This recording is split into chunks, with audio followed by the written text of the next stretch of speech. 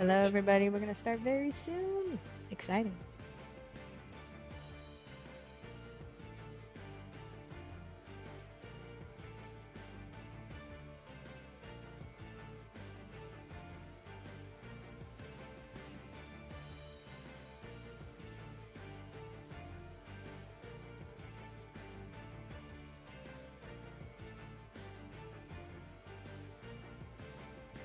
Hello, Mr. J. Crane and everyone else. Thanks for joining us. We are going to be recording all the seminars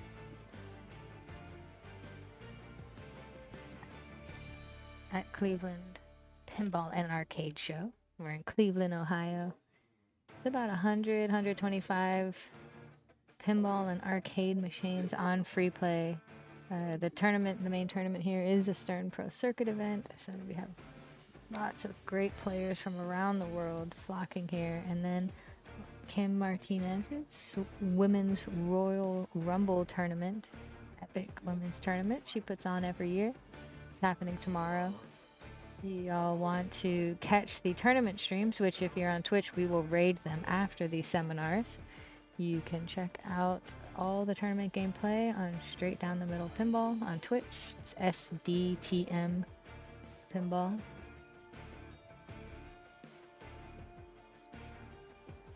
Welcome. Yes, I am always here in the front row of everything pinball educational, trying to learn and capture it so y'all can learn with it. Good stuff.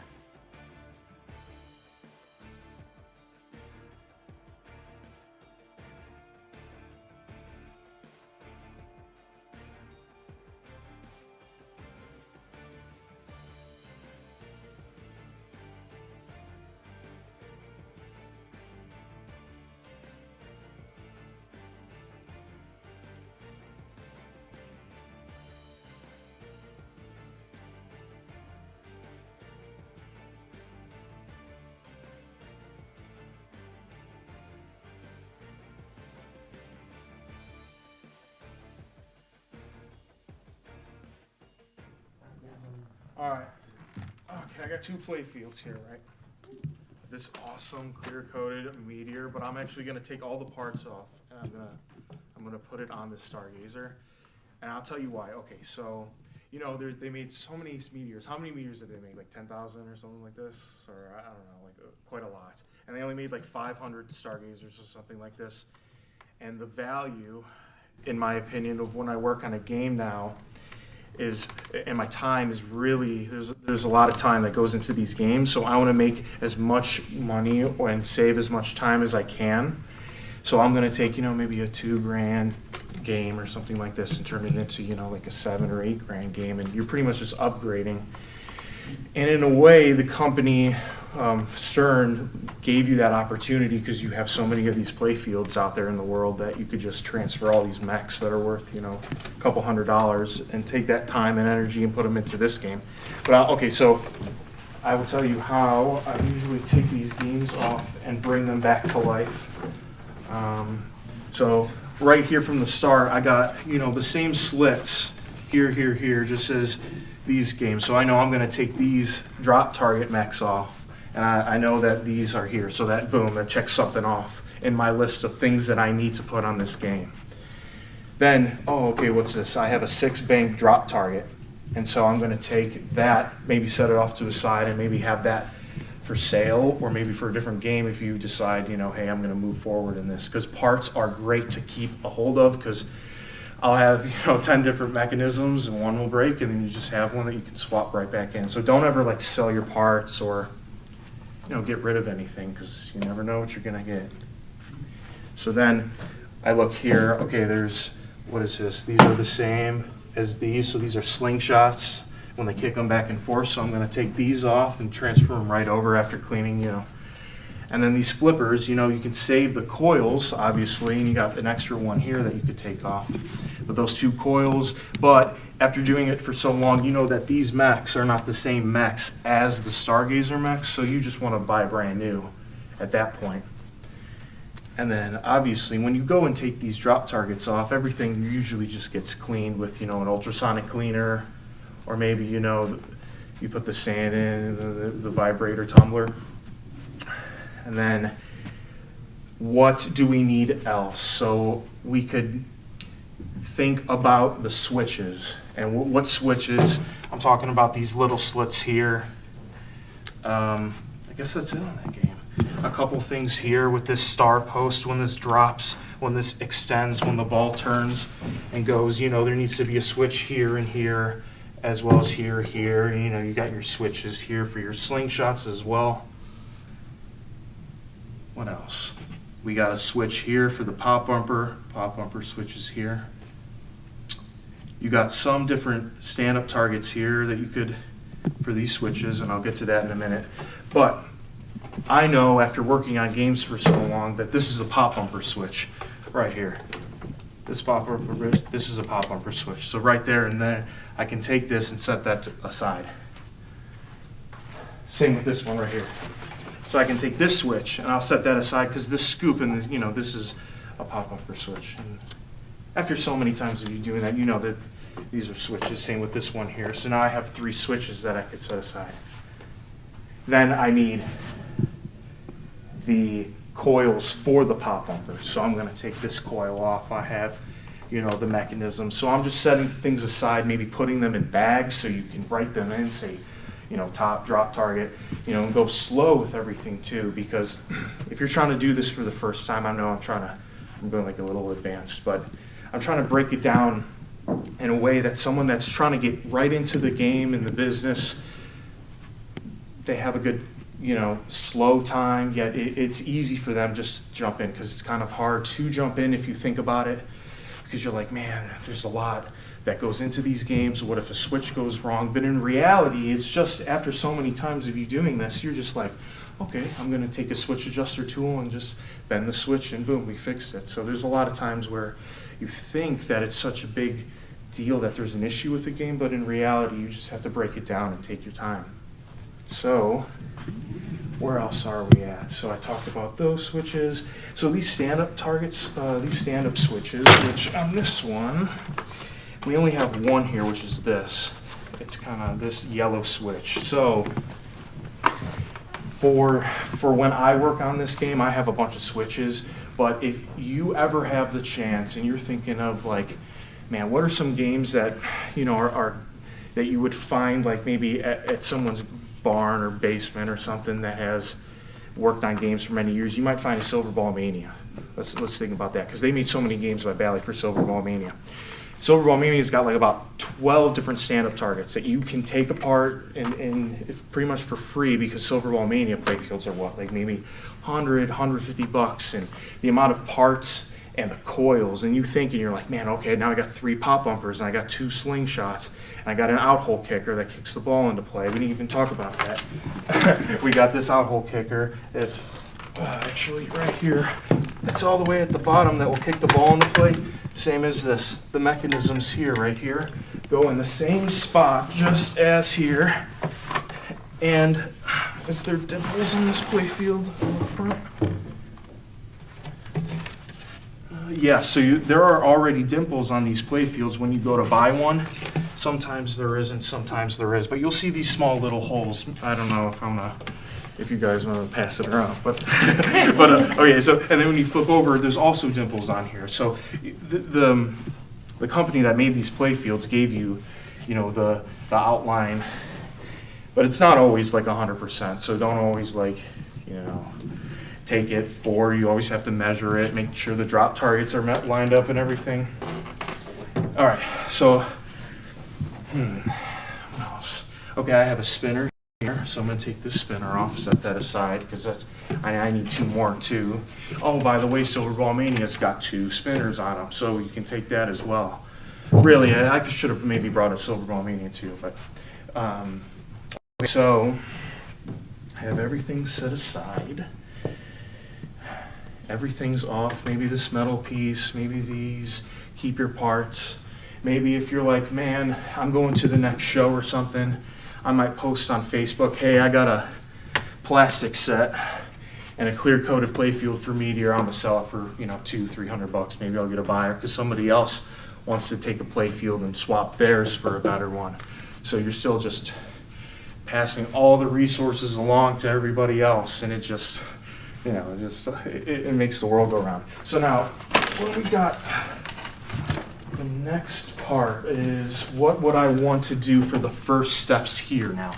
Everything's bagged up, ready to go right here. Now, how do I start this? So what I do is I have these, and these are called the obstacles. I think they're on the Marco website. Yeah. And then David Yop make these, and I use these on every single stern that's out there. The 7 sterns that are out there use every single one of these. So what you can do here is, let's just take one of these, and you see this, there's like a dimple holes here.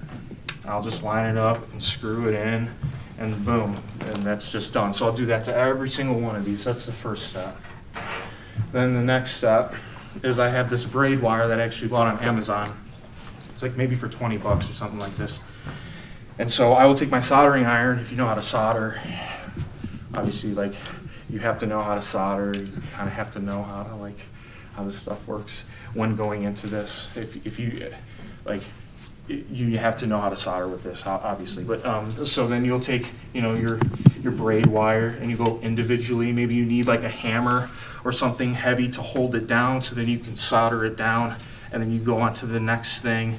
And I'm soldering, and then I clip this off, and I go on to the next one. It's very simple. I'm just trying to break this down. And then the next part is this wire that I get from WireBot. He's in Wisconsin, and I have wire here, and then I get like by the 100 feet, and you kind of need maybe $70 worth of long wire, because you need to pretty much match the length of this wire, and if you're off by a little, it kind of just makes the wire loom very short. And you got this wire, it's this length, so what is that, maybe like a Playfield and a half of wire, so you're going to have a lot of wire. But I am not that particular and I'm a perfectionist to take this wire and go and look at the manual and see that this wire for this light is white and red. I'm not going to do that. I'm just going to take my wire and go individually, because I know that I'm looking at the schematic and I'm doing it myself, and I'm just taking my time. If you want to be that perfect, you could obviously go by the wire colors, but I kind of just go pretty quick at the, maybe 30 seconds at a time or something like this. Just to, like, again, you're just trying to save your time when you're doing this, because it does take a while. And then, so like I said, you'll look in the manual and you'll say that, okay, this light that has the obstacle on it is going to go from J2 connector or something like this, J2 3.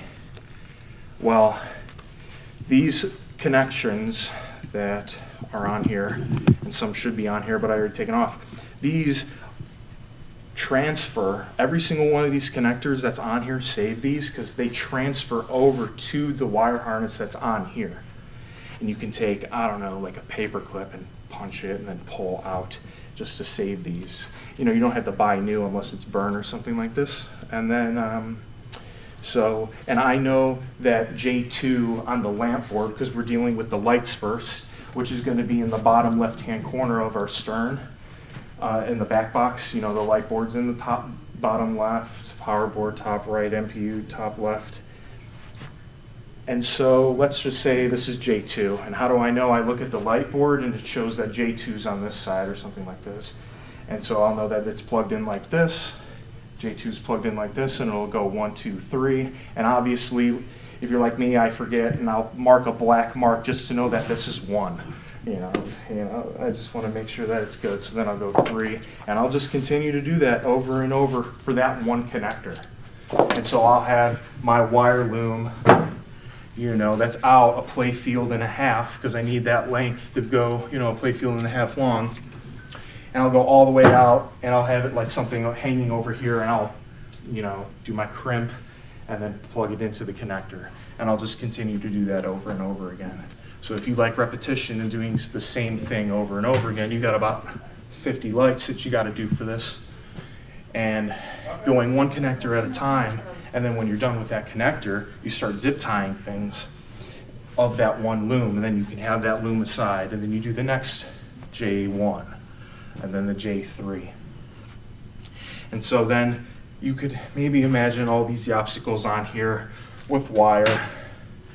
But it's one thing that I have done that my dad actually, shout out Dad, that made me a 3D printed tower that, you know how, let's look at these. You know, you got these looms here that go through the wire, that hold the wire together. Well, I used this before on a game and it didn't really work out that best. So we found a tower online that you can like place down on the, and then you can wire through, and that creates a pattern if you have, you know, 20 of these on here that don't weigh that much, because, you know, every game here, this game's really heavy when I was pulling it out, you know, and the same things for stargazers. You don't want to add weight to it, but these are super useful to keep that wire loom intact and hold it together. That's the one thing that I started my first stargazer with, was wire management, because I didn't have that ability or these towers to be organized, because being organized means that you're time efficient. So then I have the lights down with all the wires, with the towers. So that gives me a really good base and a good skeleton to work with. So then all of my bags are cleaned. I took them all apart, reassembled them, kind of like, you know, a train set or something like this, and you just put it all together, and then you start just taking all these pieces and just lining them up in place, you know. And one thing that I did need to mention was having all of these lights in place, but we need to figure out some of these lights, that these are the general illumination lights. And then you have to take these general illumination lights, that go all the way around, you know, as a guide as well when the game's on. When I didn't have the Stargazer Playfield to work with as a guide already, you just get pics from online, you know, that shows you, hey, where are these general illumination lights? And then you can either take them off, or you can buy new, like on Marco, for the GI lights, that's what they're called. And, you know, you put them wherever these holes are, or wherever you think the guide is that you're looking at for the pictures as well, because pictures are definitely useful. And then you can have them here, you know, here, if I recall, a couple here, maybe here. You take a stapler gun, you staple them in place. As you see, there's a red and white wire here, so you'll have to know that, hey, there's something going on here. If there's two wires, it means they're daisy chained together, so you're going from one wire to the next over and over. And then that'll end with a red and white wire that'll lead to another connector, which will be this one. And so you'll have your red and white wire, and then this other wire that's on this one connector is blue and white, which tells me that it's the grounding from all the feature lamps. So once I have all of this, you know, daisy chained together with the obstacles and everything's grounded, when you have this around, and then you have the light bulb soldered to that wire going to the connector. So you have this connection and the other connection. This is then attached to this connector, or this wire, which is the blue and white. And then I believe the blue is for your coils at the end, but we'll get to that. So then we have our general illumination, our feature lamps, and we start placing and maybe screwing in things. Our slingshots are together, our flippers are together, are all placed on. And you start screwing in things. And you're like, wow, look at what I've done. And look at what I've accomplished. And doing it over and over again, and you're like, wow, this is really something. And you can do it too, because I just explained it in maybe, I don't know how long, 15 minutes. But you obviously should take your time over the course of 2 or 3 months, which has happened for me. But if you're that kind of person that likes like I said, to do things repetition over and over again, because we're all pinball players and we play pinball over and over and over again. That doing, wires and just being able to and feel comfortable doing it over and over again, like having that confidence to do this gives you that ability. Because if you're, listen, okay, I don't want to like get like weird in a sense, but if you have like a Xenon or say like I said, a Silver Ball Mania, you can turn that game into something else that's way more expensive. If I have a CPR, so I don't know if you guys know like CPR, they make Playfields, and there's this Playfield that is called Voltan Escapes Cosmic Doom. And they have all spinner, so Voltan has 2 spinners, 3 pop bumpers, 2 slingshots, 2 flippers, 1 kicker, and it has pretty much everything that a Silver Ball Mania has. So if you know how to do a step of this, you can take your Silver Ball Mania and convert into a Voltan Escapes Cosmic Doom by just having the wire, maybe the lights to redo it, the posts, the skeleton to have, because you can take all of those different items and place it on that game. There's many different other games that you could do that, but those are the 2 that come to mind because Silver Ball Manias, are at the bottom of the end for Bally's, but Voltan's pretty expensive on the higher up. Is there something I missed, or are there questions? Yeah. Does that decrease the value of the game when you transfer parts from one to another, like from a purist perspective? Well, I think that just comes down to opinion. In someone's head, they think that, needs to be the same age and the same, I don't know. I'm not in that sense. I don't have that sense about it because I want to turn all these drop targets, because these drop targets that were 40 years old are the same 40-year-old drop targets that would be on a Stargazer that was already out of the factory, because they reused all of these different targets. So if you make more games for the world to use, because I bet you there's X amount of Stargazers that are still in barns or something like this, and that probably has equaled the X amount of games that people have created a Stargazer for. So, and those might be in a barn forever. Who knows? What other questions? So basically, you're taking a game, taking all the components off, cleaning them, rewiring them. So basically, any barn find with your process can be a viable game. Yeah.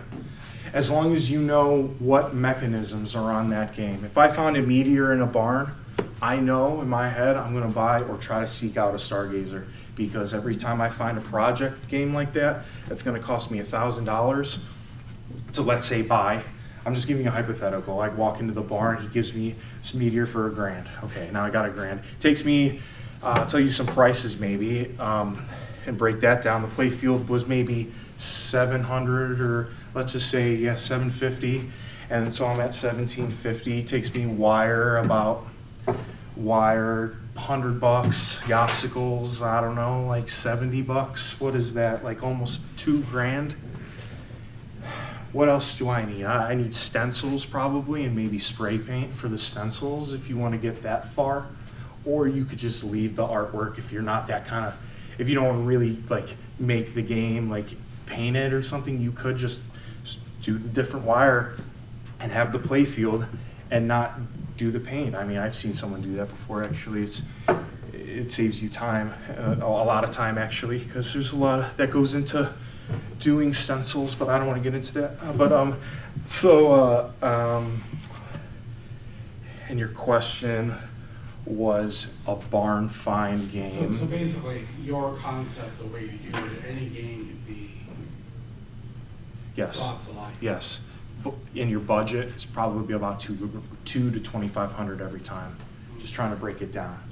And if you think about that, you're going to sell your meteor for $2,000, let's say, and make $1,000, or you're going to turn your Stargazer, or you're going to turn your meteor into a Stargazer. That Stargazer is going to be worth $7,000, $8,000. And then your mind, your asset value that you just did, and your brain and the work that you just did was plus 4,500. So if you were to keep the game and you had it Keep whole them- game like that, Mhm.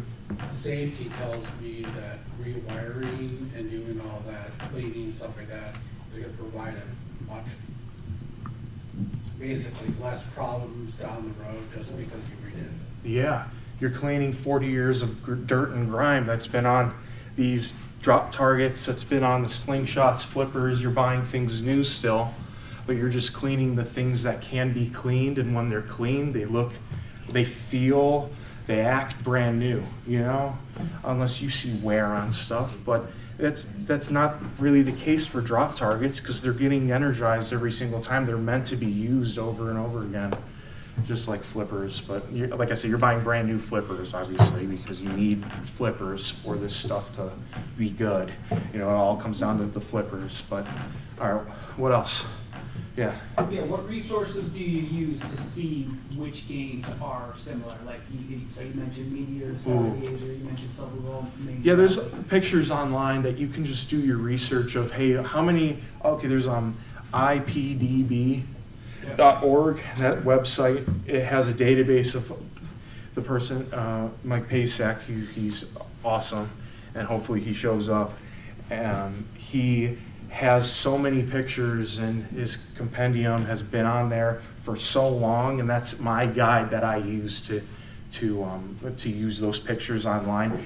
The manuals are also online for Stearns, unlike other manufacturers, and that has really helped me in so many ways because you need a reference to some of this stuff, because when you're looking at that J2 connection with the wire, I'm then looking at this to find the J2 connection -3, and then you can make a copy. I usually highlight it just to get it out of the way, and then going down the list. And having that guide is really good. I think I stopped about other things about wiring coils and things. If I can jump back into that if you want me to. It just came in my head. So these coils that I didn't talk about should all be wired also, every single coil.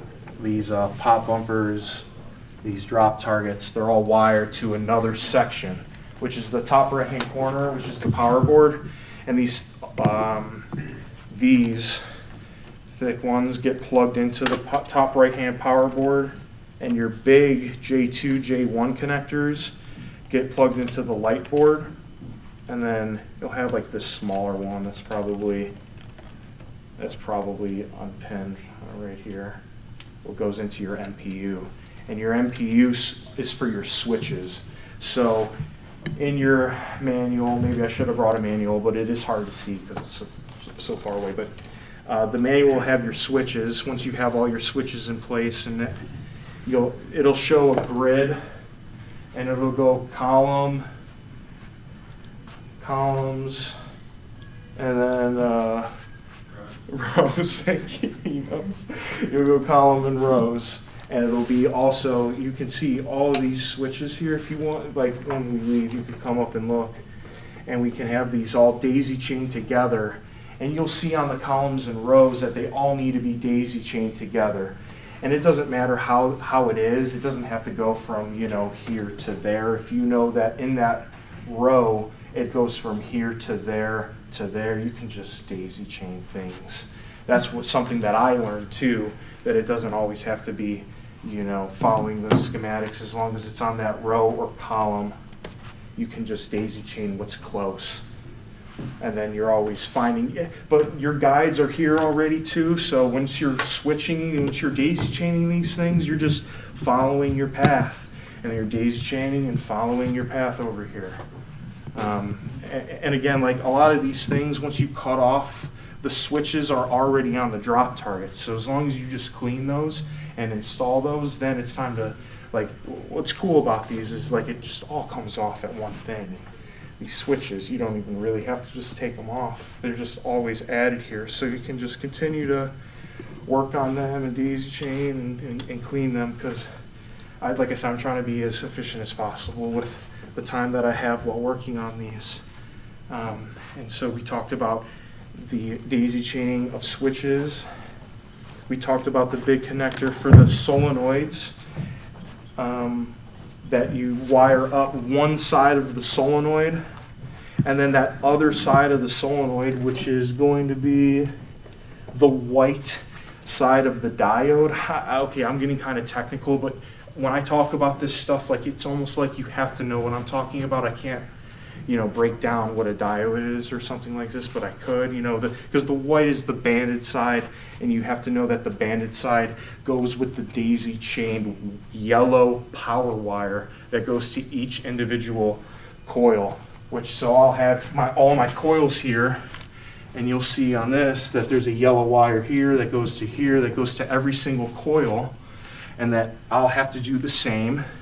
And then you'll see that it'll be like yellow just like this, and that will go to the fuse holder here, which will be, I'll take that fuse holder off as well and put it here as long as it's nice, it looks good, which it does. And I'll put a 1 amp fuse in there, and that yellow goes to the coils. It doesn't go to any of this. It goes to the fuse, which then these other, what is this, a blue wire, goes to your flippers, and then it goes to your connector, which is that other one that I didn't talk about, this blue one here. It's on the last one here. And you know how this is separated off. You're going to have to do the same thing because there's a rectifier board in the bottom of the game, obviously, and this plugs into that. And then the other two connectors plug into the cabinet and the back box, but you already know that. So, what else? Yeah. All right, so you swapped out the Playfield, so now you turn your meteor into a stargazer. But the rules of the games are different, right? Uh-huh. So you still need a stargazer, ROM or like? Let's say that, that's a good question. That meteor back box has that MPU in it, and that battery exploded. So that MPU is already trash. So you go to Marco, but I go to Weebly's website and I buy an MPU there because I know that the Sterns that he makes have free play on them. So, but other MPUs don't have free play, and I want my games free play on this floor, so I buy those. So I buy there. And that MPU has all different combinations of the Bally's and the Sterns of that era, so you can adjust your ROMs by just a dip switch to the game's. Oh, that's cool. To the game's. Come on, Don. Whatever, yeah. Come on. The game that your belt's on. Don's back there. But yeah, the combination of the game's dip switch selection, you can just. So I'll take a stargazer that I have out on the floor, and I can take that and put it in a Quicksilver out on the floor with the dip switch ROMs, and it'll boot because it has that memory that's already on that board. And it's about 180, so add that to your bill. So you're at maybe like 2,200. Like I said, 2,000 to 2,500 is your base value. As long as you're in there, your time's worth 4,500 for this game. If you can put one together, you're plus 4,500. If you want to go even deeper, you can make that game, worth a lot more if you get things chromed or get things, But that's more advanced if you decide that you want, hey, I want perfection for everything versus just the playfield. Because I'm trying to be perfect on my playfields. But if my cabinets are, a little funky, couple smudges here, whatever. My playfields are what I'm looking for, because that's what you're looking at. Make sure your flippers are good and everything flows the way it's supposed to be if your flippers are good. And nice playfield shows everything about a character. But okay, what else?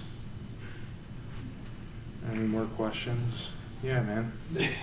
Keep going. The Stargazer Playfield, does that come with all the inserts and everything also? Yep, so it comes with the inserts. If you want to go the clear coat route, which I will be going, some guy sent it off. He takes automotive clear coat and sprays the whole thing to really get that shine, like the one on Meteor here. And it'll look very similar to this. The Stargazer that's out on the floor is also clear coated, I think.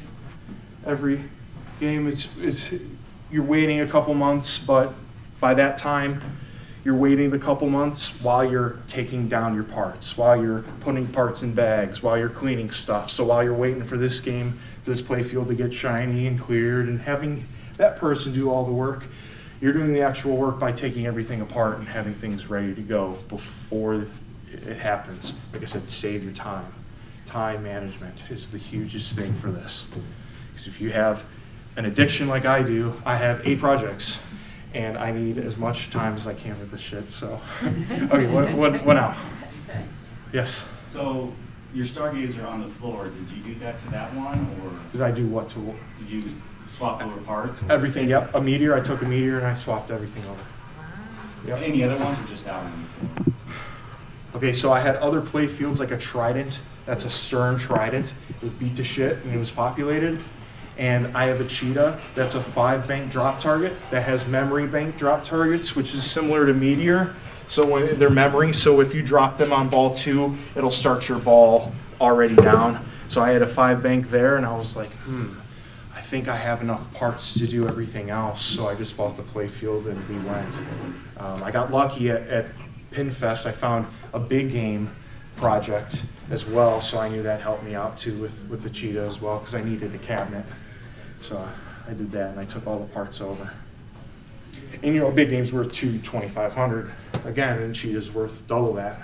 So, and if the game's already broke, you're just reborning it into something else. It's a game no matter what, right? So you're just. What's that? We're not judging you. Yeah. Is it a sacred thing you're crossing over to? I don't know. But is it the way people wanted to? Maybe the people at Stern were like, we're gonna, like I said, 10,000 of these meteors or whatever, all of that shit. And they only made a small amount of these games. Don't know why. But now it's like our job to make more and spread them to the world. I've also seen firsthand him take like cabinets that were bare and no one would ever use. They'd go to the dump and he would come back totally delighted to use them in in some aspects. Yeah, so I can take that cabinet portion. So you have a cabinet. I don't have a cabinet here. It's kind of hard to explain, but like, so in that cabinet you have everything that you need for the Stargazer, except painting the game. You have the wire harness on the corner that goes into the tilt. You got all that tilt mech. You got your coin door, all those switches, all those coin parts, everything that's in there. The speaker, the rectifier board, if you want to switch that out, it's only $30.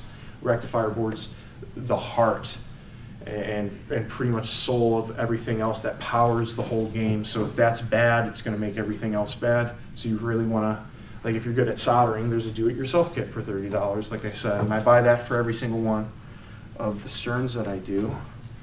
And every connector that's inside of the cabinet and the head is the same connectors for a Meteor than it is for a Stargazer, than it is for other Sterns. I mean, I'm just going these two, but then, there's connectors that go into the cabinet that go up into the head that get plugged into the MPU and the power board. And then all of the digits, all of the displays. Actually, this is a 6-digit display versus a 7.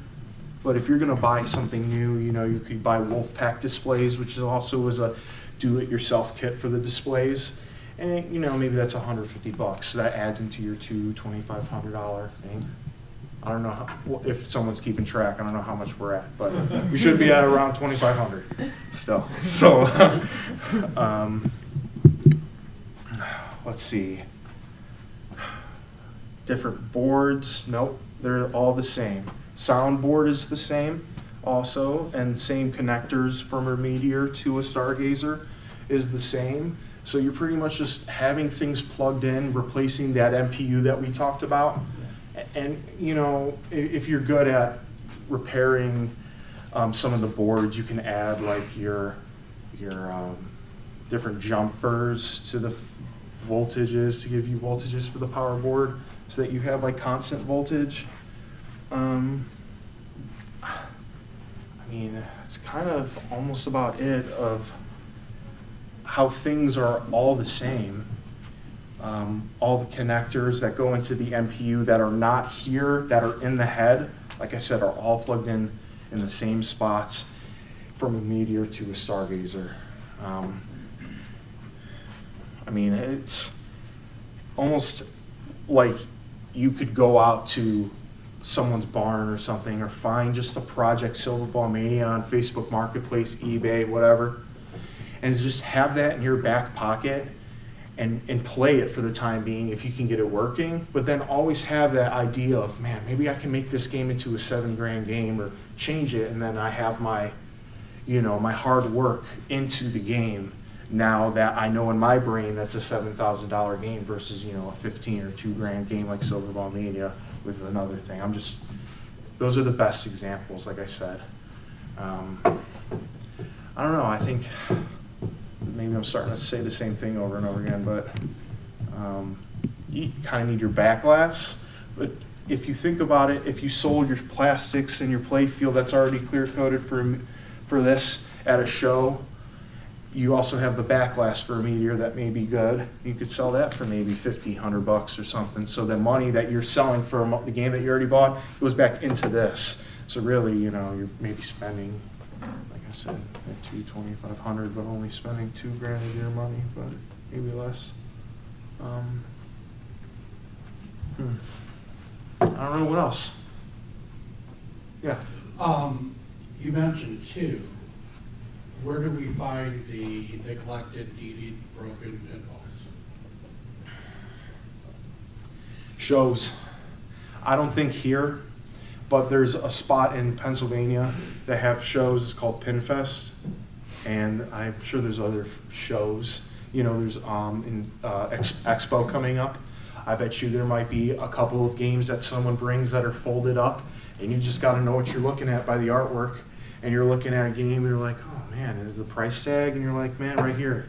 Or, and then just bring cash, I guess, with you. But Expo's coming up in October, and then you have other things too. But let's see what eBay marketplaces are a lot out there. Or if you look sometimes. I mean, I got my Flash Gordon on eBay right before COVID, but COVID blew everything up, as we know. Like, even pinball, everyone, once they're at home arcade, everyone's gobbling up all these different games that might be, but then now we're in that after COVID area where people are starting to list more and more games on Facebook Marketplace, as well as eBay, and maybe they're a little bit above or what they bought, and the market's coming back down a little. Like I said, if someone's buying games, you just have to watch out and see what the market is, because stuff fluctuates. Nothing's going to always be. Stargazer could be a $7,000 game, but in a year or two, if no one's around, 5, 4, 3, it could come back down. But who knows? But usually, the ones that have been created the most, though, like the Meteors, come back down. So if you see something listed for let's say a Meteor for $2,000, that might come back down in a couple months or the beginning, sometime, and you're just waiting, or because those are the kinds of games that have been created the most that will be lower amount, So maybe Stargazer will stay at. So if you were a lot of money, if you were absolutely new, wanting to fix the most simple game there is, like create a new one, well, just or repair, create, clean. What would be the simplest pinballs to grab? solid states. Like I said, Silverball Mania is extremely easy because the mechanisms are on there, have the pop bumpers and the slingshots, and those are usually just the main ones that you see on every single Valley or Stern. That would probably be one of the easiest ones to tinker with, and then also, turn it into something else, because like I said, that Volton Escapes Cosmic Doom is a lot of money versus, and it's a prime opportunity to do that when you have the chance. So it's on my list to do still because it's that simple. Other games like these drop targets, Volton doesn't have that, but it's the same amount. So if you want, maybe you could just start spitting those out because it's very simple because the mechanisms on there, because more mechanisms, more switches to wire, more diodes, more things to wire, and more things to add. If a game's really basic, but it's more pricey, maybe it's easier to make that then, you know? But many different options out there for you to do. Yeah, what's up? How much time from start to finish does it take you to do one of these? For me, Yeah, 3 months. But, so it'd be like 6 to 10 for anyone else? I work from, yeah, maybe longer. I work from home, so I do some other stuff and, you know, do other things, but yes, I work fast too. I don't, I have a sleep schedule that's pretty light, but yes. But the heart and soul goes into the game. Yeah. You know, I'm soulless. But, you know, it goes into the games. But, I saw a hand back there. Are you leaving? Yeah, are Valley William, I mean, the Valley and the Stern, Classic Sterns are the only games you do, or you do other classic games? I try I know just the to answer, stick but- with the Valleys and Sterns, because that's how much I can close my eyes and just tell you, rattle off What shit, do you you do know, now, but Stephen? the Valleys and Sterns, like I said, are interchangeable, because all the board sets, the back box has the same top left MPU, top right What you're doing, power you're board. doing the Cosmic Gunfight, that's what I'm trying to get. Oh, good. That's a different manufacturer. I know, but you can do those too. Yeah, I could do Williams. I've been doing Williams. I'm starting to dabble into that. So I have a Warlock that I'm going to wire up and a Time Fantasy, and then I just got a Cosmic Gunfight that I'm going to wire up. So I'm looking for a Black Knight, because if you think Cosmic Gunfight has 3 drop target banks, what's that? Yeah, I think that's sold already. But yeah, it's sad. Well, I'm looking for a beat up one. Why take one but, you know, that's not beat up, is it? But a beat up games is what you're kind of looking for, though, because it's cheap, right? Maybe I overpaid for that a little. Who cares? I still have one, but then I can take all that and sell it back. So in your mind, you're like, okay, maybe if I sold that for $300, then I made out a little more, you know? You just have to think in your mind, hey, there's some resale value of the game. I'm just ripping apart, because I have leftover pieces, and those leftover pieces other people want. You just got to reach out and post, or, you know, pin size is pretty good too. Yeah, the spinners are good too. I mean, you can buy spinners on Marco. They have, I think, spinner sets that aren't exactly like these, I don't think, or they might be, Yeah, you know, some yes or no. depends on the You can find almost very close to this and attach it on, as long as it's in the same spot, the same length, same spin.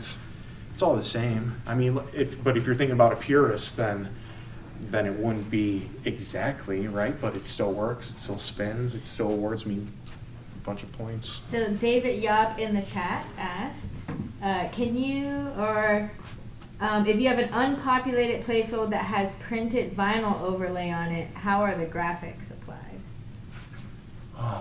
So you're talking about overlay and not a hard top. Has anyone done a hard top here? Okay, so no one's, maybe. All right.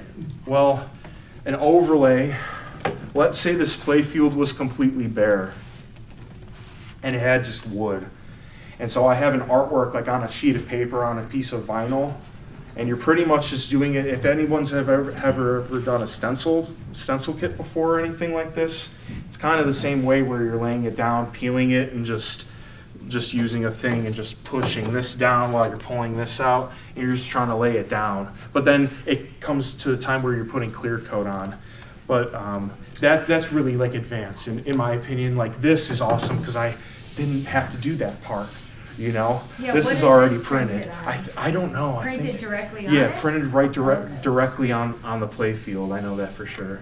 I don't know Yeah, how that's it's great. printed. Maybe it goes back and forth and it scans some stuff. I don't know. There's some like lines or something like this, but you know, I'm not a purist. All the Stargazers, I bet you, that they made now probably have imperfections all over them too. But it's a brand new game. But at the same time, I mean, you know, once it's clear colored, it looks fantastic, and all the lights are over it, and it's brand new. You feel good about it. You feel good playing it. All right. What else we got? Anyone's like grandma, aunt, uncle, distant relatives, reach out to them and be like, hey, is any of you people got a pinball machine, or any of your friends with hey, I'm looking for a pinball machine. And then their friends reach out to their friends, and their friends reach out and just say, hey, continue the trend, and try to just spread that route out to people, to outreach, just try to find more pinball machines. Because really,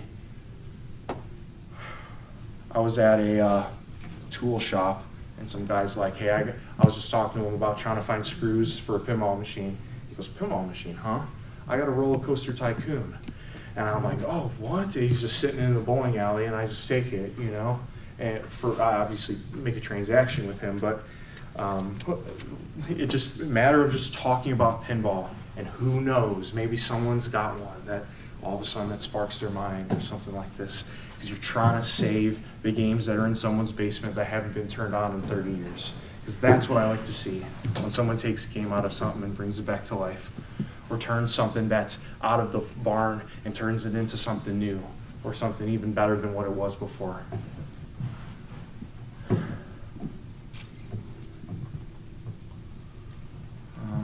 I've only been doing this for like 2.5 years, so I'm always learning, but YouTube videos are helpful. There's a lot of people that have explained what I just did, and what I'm explaining in a way better way, and breaks it probably even down to even more, because I'm just trying to go through everything. And I'm sure there's hours and hours of videos of someone doing the same stuff as I'm talking about now. So before you go to bed tonight or something, if you're that interested in it, just take your time and just fall asleep to it or something, and just be like, and wake up in the morning and want to play pinball, because that's what you're here to do, right? So I don't know.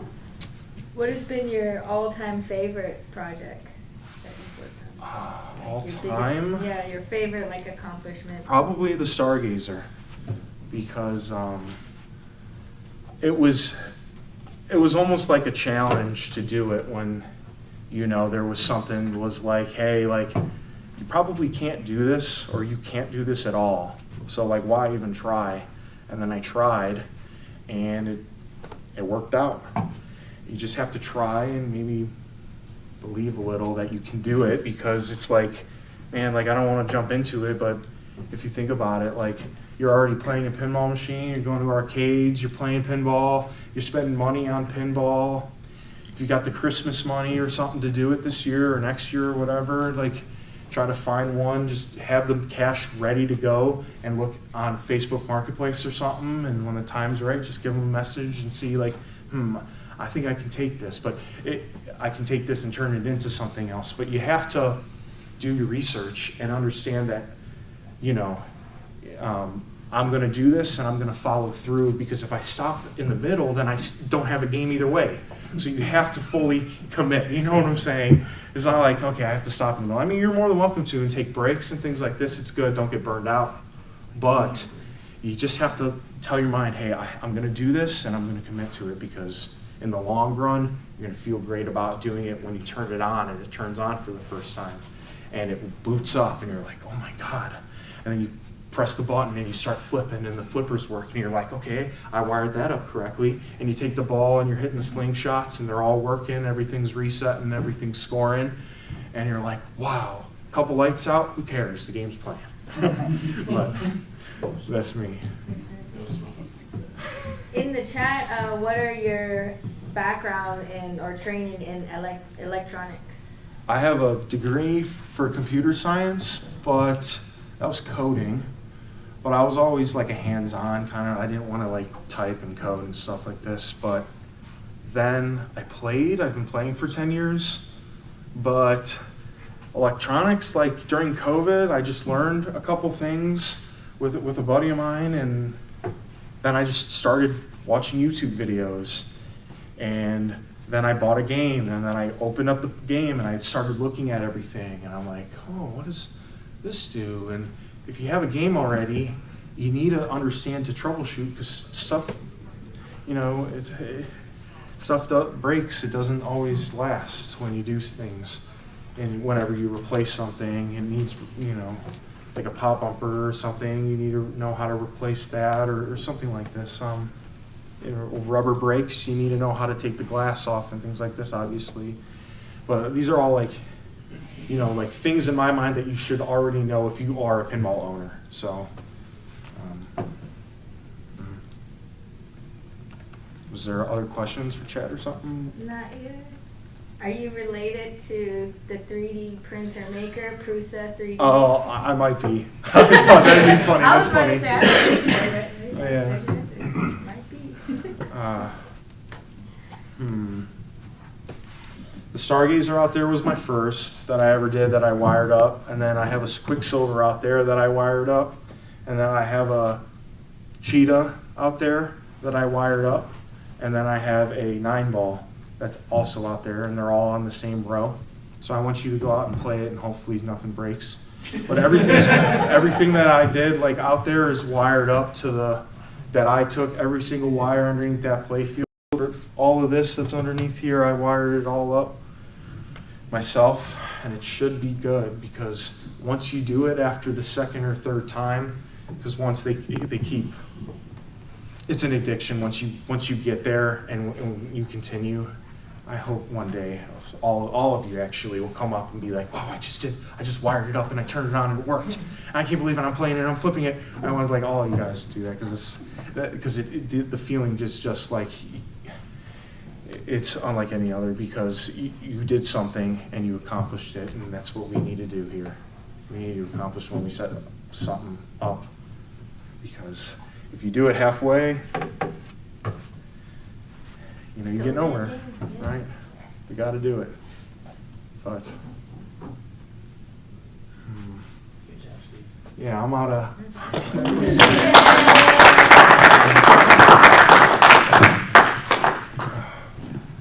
I don't know. Is there other people? Maybe Marvin?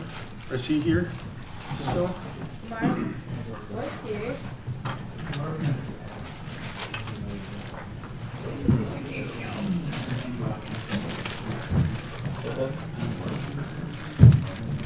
Hey, thanks. You're welcome. I appreciate you. Wait, I'm coming down. I I'm appreciate coming you, down. dude. Hey, Hey, dude. Hey, man. I appreciate you. Yeah, man. I appreciate you coming, guys. Yep. Thank you. I thought so. I heard him say 50 or 100 Way to bucks go, when they LLC. strip. Hi, yes. Making it official. Yeah, dude. That's awesome. Hey, thank you for coming. Yeah. I appreciate you. Let me know seriously. when you're getting rid of just the Playfield. Yeah, For dude. $50 to $100, like you said. Yeah, dude. Strip it out. Sure. It's better than mine. See? Do you have the guy who's coming tomorrow The landing. with the clear coating guy? Is that Yep, he's dropping off. Yeah, I'm gonna give Even if this to they don't him, sing it, and he's dropping they off don't my know, Warlock they and a know Rolling somebody Stones that I that got. has a pinball machine, Concerned over the a highway, barn, just make sure that you or actually somewhere, take that out. you can And see so, it. Hey, what Bring it happens back when they alive. hook the yellow wire to the non-banded diode? Still paranoid. Yeah. Fuse blows, or you should put Thank you so much. Samuel in it. We're going to see And, what the next seminar will be. There's a little bit of changes in those schedules.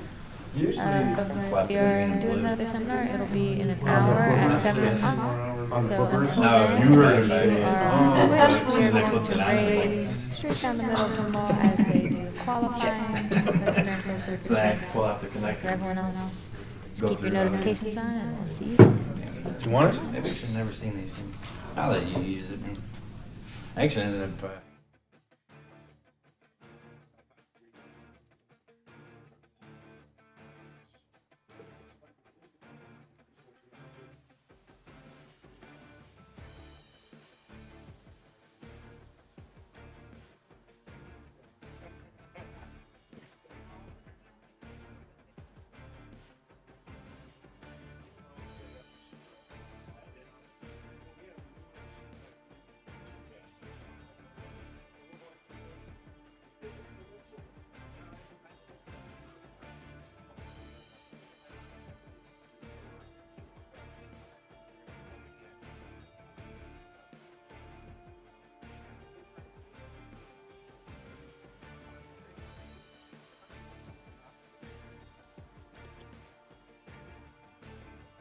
Yeah, we have them on the Marco website.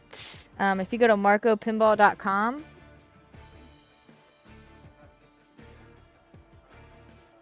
Oh, so they come in sheets. They will come in the sheets. So if you get them 50 or 100, and then we break the sheets up.